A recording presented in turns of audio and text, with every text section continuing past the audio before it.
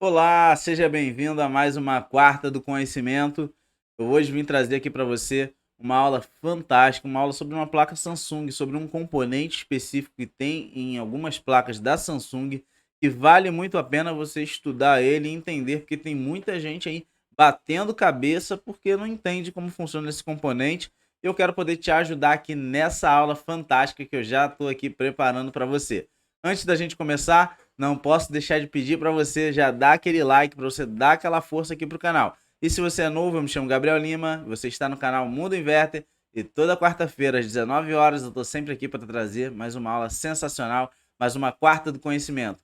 Muito conteúdo para você que quer aprender sobre o inverter. Ah, e se você quer saber sobre os meus treinamentos, não deixe de conferir na descrição, vai que de repente está com algum valor promocional. Não deixe de conferir, beleza? Mas sem mais delongas, bora pro conteúdo. Vamos ver qual é a placa que eu vou falar hoje aqui nessa aula.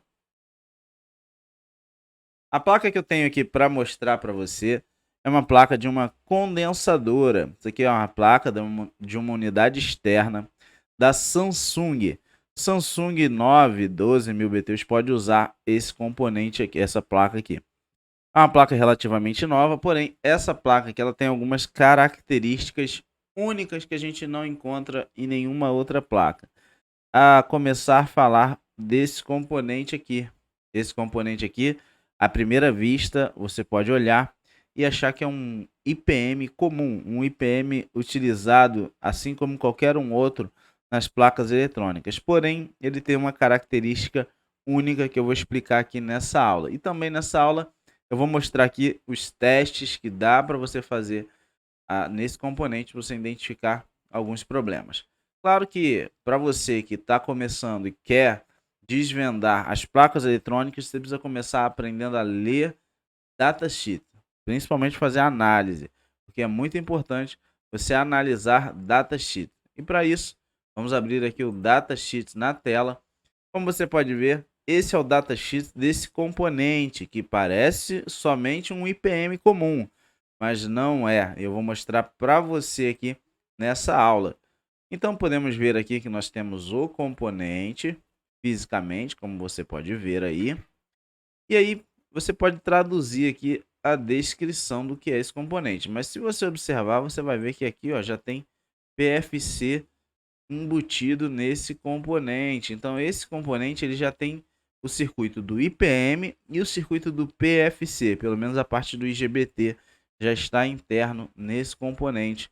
E aí por isso ele se torna tão especial nessa placa eletrônica, porque ele tem aí essa configuração única de você já ter o IGBT do PFC integrado no IPM para poder fazer tudo ali pelo mesmo componente, ok? E aí para a gente entender como isso vai funcionar, vamos observar aqui alguns detalhes no datasheet, como por exemplo, né? Vamos observar aqui o esquema interno de ligação desse componente. Vamos ver aqui como é que é o esquema interno. Aqui a gente já pode observar que nós temos os 6 IGBTs de acionamento do IPM, né? Que é a parte dos IGBTs do acionamento do compressor, são 6 IGBTs, assim como nós temos em qualquer outro IPM, tá? Os 6 IGBTs que fazem a modulação aí, tá? Só que nós temos aqui um IGBT a mais. Olha aqui. Então essa placa ela tem isso de especial. Ela tem um IGBT a mais que é destinado aí para o circuito do PFC. E aí através desse IGBT a placa consegue fazer aí a correção do fator de potência. Outro detalhe a se observar é que nós temos um NTC, um termistor NTC dentro dessa placa, dentro desse IPM, né? Que é possível a gente medir. E uma característica bem legal e bem interessante também é que nós temos um drive único. Como assim um drive único? Todos esses IGBTs aqui que fazem o acionamento para o compressor, eles têm aqui um único drive que faz aqui o controle de tudo isso, tá? Então é bastante importante a gente conhecer e saber como funciona aí esse componente. Se a gente continuar seguindo aqui o datasheet, a gente vai ver as pinagens do componente. Isso aqui ajuda muito a você fazer os testes. E aqui você vê, né, como que são os componentes, e aqui você vê os pinos. Aqui tem a descrição dos pinos, tem várias informações aí importantes, mas a gente vai logo direto para o circuito de aplicação. No circuito de aplicação, a gente consegue ver algumas características também desse componente, do funcionamento dele na placa eletrônica. Por exemplo, aqui a gente tem a possibilidade de entender como ele funciona e fazer algumas observações aqui. Como, por exemplo, o nosso IGBT aqui, para funcionar do PFC, ele precisa ter um drive. Então tem que ter um drive, no caso aqui, externo, porque o drive não é interno. Igual os IGBTs aqui que fazem o acionamento do compressor, eles precisam de um drive para funcionar. O drive está interno aqui, ó, dentro do IPM. Então, esse IGBT do PFC, ele não tem um drive interno para ele. O drive tem que estar fora. Isso aí já nos dá mais um componente para a gente verificar na hora que for fazer os testes, né? E todo IGBT precisa de um drive para funcionar. Ele não vai funcionar nunca sem ter um drive para poder fazer o funcionamento dele. E aí, para poder a gente conseguir verificar isso daqui na placa eletrônica, vamos colocar a placa eletrônica aí na tela e vamos conferir, mostrando aí esses circuitos que eu descrevi aí, como por exemplo o circuito do PFC. Eu vou utilizar aqui a ponta de prova do meu multímetro. Vou botar a câmera do microscópio, que fica muito melhor da gente visualizar. Vamos aumentar aqui a iluminação.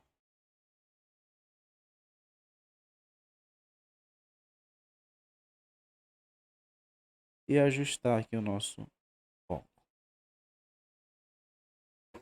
Aqui nós temos os seguintes elementos. O circuito do IGBT, ele está aqui, ó. Aqui é o gate, se eu não me engano, aqui é o coletor e aqui é o emissor. Aqui nós temos os 3 pinos do IGBT. Tá aqui, tá? Tá aqui. A gente pode testar. Aqui nós temos o circuito do drive do IGBT. Aqui nós temos o drive do IGBT. Ok?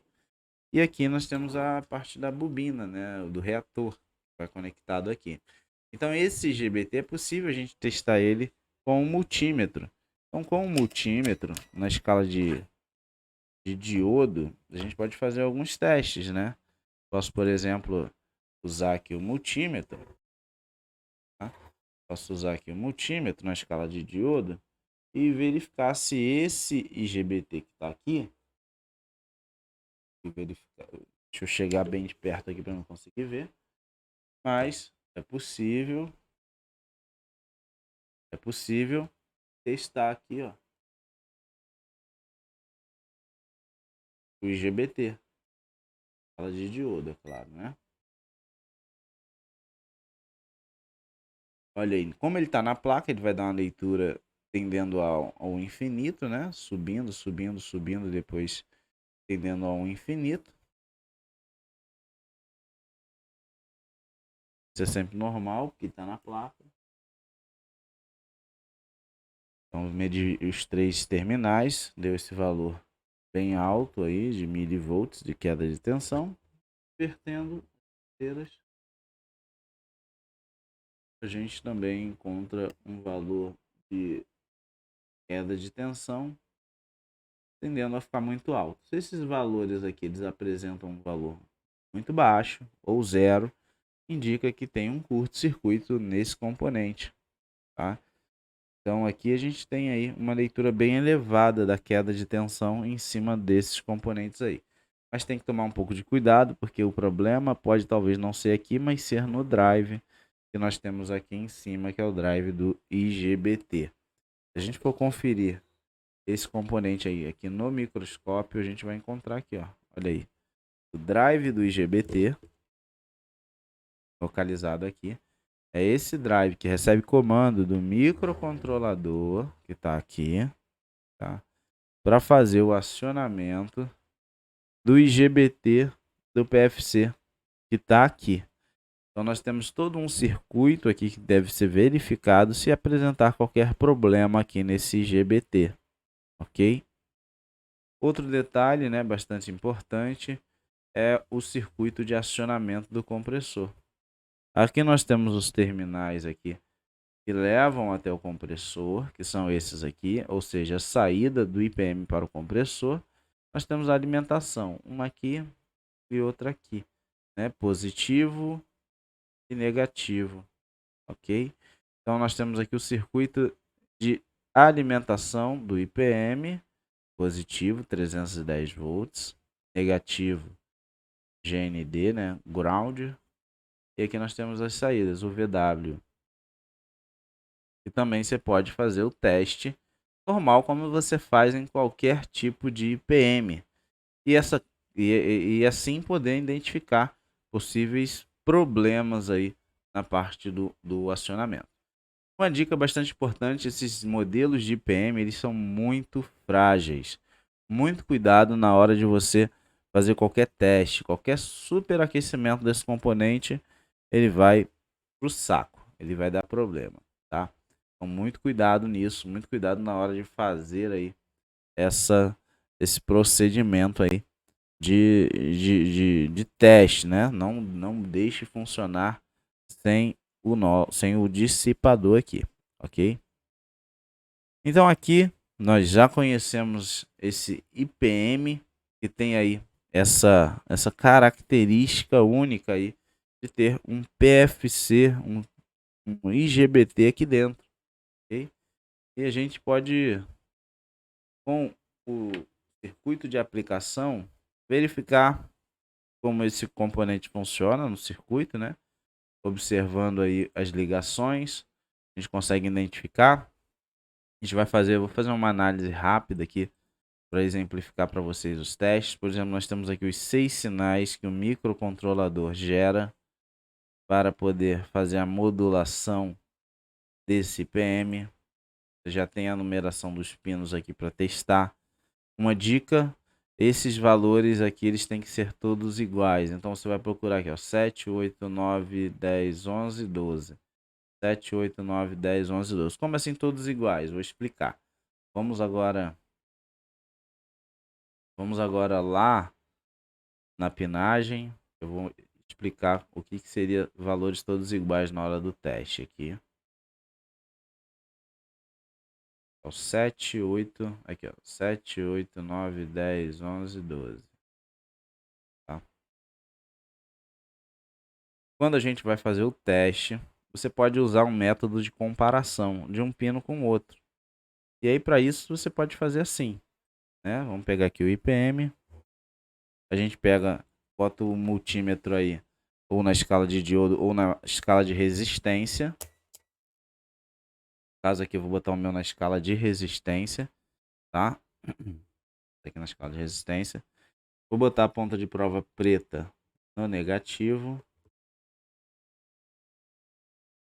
Pegando aqui o negativo aqui no resistor shunt. E vou aqui nos pinos de entrada. Aos pinos de entrada. E aqui. Na verdade aqui, ó. 2, 3, 4. Observe que ele deu um valor de 5K, né? Os outros... Opa, na verdade a leitura é isso, 5K. Os outros, se você observar, todos vão ter que apresentar aí uma leitura bem próxima. Todos eles têm que apresentar uma leitura bem próxima, indicando que todos estão aí basicamente no mesmo circuito vindo do microcontrolador.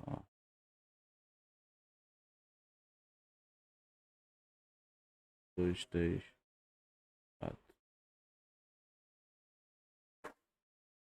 6. Tem dois aqui que estão dando um valor de resistência um pouco mais alto, provavelmente tendendo a leituras mais elevadas. Pode ser que seja um problema, pode. Esse PM aqui ele foi substituído. Então aqui, ó, já encontrei uma inconsistência. Observe que as entradas de sinal vindo aí do microcontrolador, apenas 3 delas aqui apresentam valor, esse outro aqui não, esse outro aqui também não. E esse aqui volta ao normal. Tem 1, 2, 3, 4, 6 sinais. Tá? Então, na verdade, esse não está apresentando. E nem esse. Nem esse apresenta leitura aqui. Então, algo a já se conferir. Provavelmente, quando esse PM foi substituído, pode ter ficado alguma trilha aberta aqui nesse procedimento, ok? Então isso daqui é um método de comparação que você pode adotar aí na hora que você for fazer aí o seu procedimento de teste, tá? Então repetindo aqui, os 6 sinais eles entram aqui, ó. 1, 2, 3, 4, 5, 6. 6 sinais, tá? E esses 6 sinais a gente identifica através aí do datasheet, né? Observando aí, a gente pode ver onde é que estão aí esses 6 sinais, ok? Então, assim como está aqui, a gente verificou lá. Já fiz o teste aí do IGBT interno, mostrei fazendo na escala de diodo, que ele está aqui, ó. O IGBT. Fiz o teste dos 6 sinais aqui, comparando resistências, tá? E basicamente, você faz o teste também aqui da saída do IPM para o compressor, verificando aí se não tem curto-circuito, né? Aí também a gente pode conferir, analisando aí esse IPM. Então vamos conferir. Também multímetro aí na escala de diodo. Primeiro no positivo. Vai encontrar uma leitura aí que vai subindo, tendendo aí a um infinito. Porque tem capacitor no circuito, né? Inverte a ponteira. Você vai achar um valor de diodo. Diodo tem. Ok? Valores têm que estar iguais, tá? Uma dica, os valores têm que estar iguais. Agora o negativo, mesma coisa, não deu leitura, não deu leitura, não deu leitura. Você inverte, dá o valor de diodo igual para todos. Ok? Então, verificado isso, tem também aqui os capacitores de bootstrap, que é importante conferir.